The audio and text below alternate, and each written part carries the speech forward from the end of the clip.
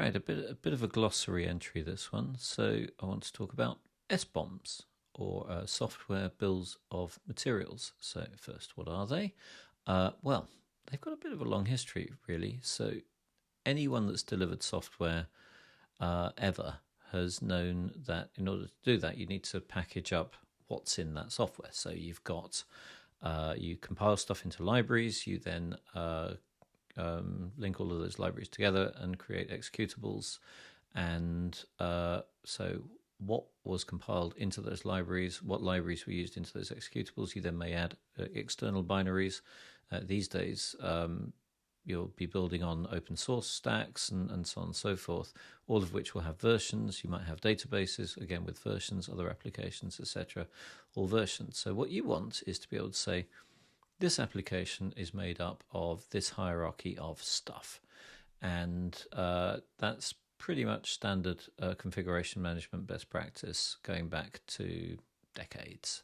But the modern term for all this stuff is software bill of materials, which of course is the kind of supply chain terminology which we love. And what happened was two things. The first is that security challenges increased quite considerably when hackers realized that they could put code into source code, sometimes open source code or any external packages, and then people would compile those dodgy bits of code into their applications completely inadvertently, and then create vulnerabilities. So the common vulnerability CVE categorization has said, that's a dodgy bit of code, don't use that version of that thing, etc., etc. So one place that SBOMs come into play is, here's the hierarchy of everything that we've got, and is it actually secure? Have we used anything that we shouldn't have done, etc., etc. The other, so it's important. It's important for three things. The first thing is just knowing what you're delivering, which was always true. The second thing is this increased emergence of security risks within the software that you're building, within that entire stack. And the third bit is actually that it became mandated by the US government that you actually had to show the bill of materials in any software that you were delivering to the US government. So that enabled, the third thing enabled two things, bear with me. So the first was that people had no choice. If you were delivering to the federal government in the US, then you had no choice. The second is, as everyone knows, that's worked in these kinds of areas, a lot of the time with software tools, and particularly with security tools, it's robbing Peter to pay Paul. So there's never enough budget. You never have the tools that you want. You might get away with open source tools or with freemium platforms or whatever, but actually they're always the kind of the compromised versions of what you're trying to do. But what this says is, I need money in order to be able to deliver the platforms that I'm looking at, the tooling that I need. So I need something comprehensive that's going to enable me to do this. And I first started talking about the SBOM thing with Tracy Reagan at Deploy Hub. That was one such company. There's other companies coming online like SBOMify, etc., to manage all of those SBOMs. SBOM, such a lovely term, isn't it? SBOM. I'm sure there's a song in there somewhere.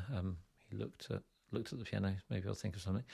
So we have those three pillars upon which SBOMs are built. It's a really good idea.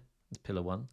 Security reasons, you kind of it's a necessary thing to start understanding what's in your code stack and actually getting that clear picture.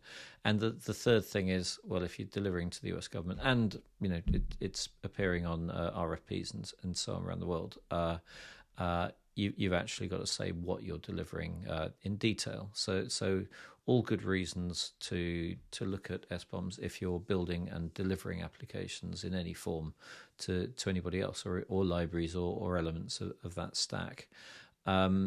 So is there a what to do about it? Yeah, what to do about it would probably be, sure, crack on. Already start looking at the ways that the tools you're using, like GitHub or whatever, are delivering those formats. But then the second thing is probably give someone responsibility for that job of actually kind of like a goods in, or the delivery person. So the person that actually packages everything up and says, "Yep, that's a complete package," and signs it off, and then on the other side, the person that takes it all in and goes, "Yep, yep." Flicks through and says so actually to have that responsibility, because actually getting into the weeds of SBOMs, it sounds easy, just create a list, but actually there's much more complexity behind the scenes of the moment that you've kind of redelivered something and you're not quite sure which specific libraries you had in one package to the next, or whether it remain consistent. So you've got a process element and an organizational element there to take into account. Yep, do it. Look at what your existing tools can deliver on that. But primary goal first is to say, right, you're now the software librarian on our side. You're the person who needs to keep on top of all that stuff, and then see what drops. See what challenges that creates in terms of, we can't do it. Oh, it's too complex. Oh, we've lost track of where all our stuff is, and then start to address those challenges. There we go.